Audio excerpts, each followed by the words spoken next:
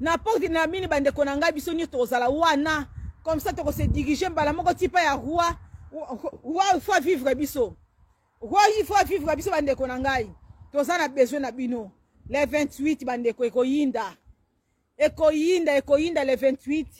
bino so bande ko balinga mboka na biso Congo ba oni so balinga mabela Congo bande konanga tozana besoin na bino le 28 vraiment na pesi mbote na bande ko nyoso o balandaka biso o balandaka bande ko nyoso bazotelemisa peuple o balandaka bande ko nyoso bazo mobiliser peuple makambo mboka eza makambo start te makambo mboka eza makambo ya yo nanga bande ko nangai makambo mboka eza kutute makambo lata ba distraction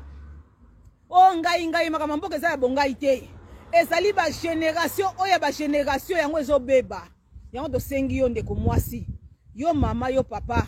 telema bisiko ozali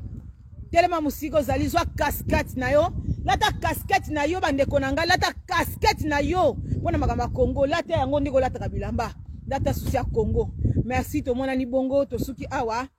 merci na bino ni subolani ngai vraiment ingeta bande kotoko bakaka na musalo to lembate suka mabena biso ezala libérer suka to libérer mboka wana bande konanga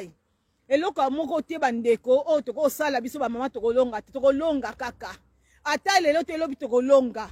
pe to komi na suka bozomona ndi bazobima bango moko bandeko na ngai bakomi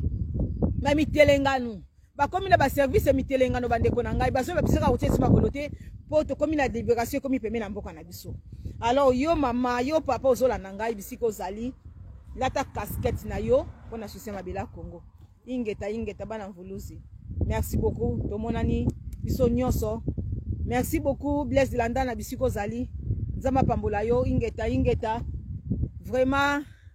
merci to suki awa na ta vraiment na jimo ata mingi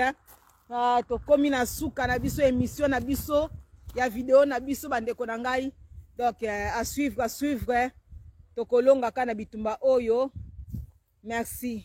na balandi nyonso beaucoup à partager vidéo oyo Blaise Landa beaucoup partager yango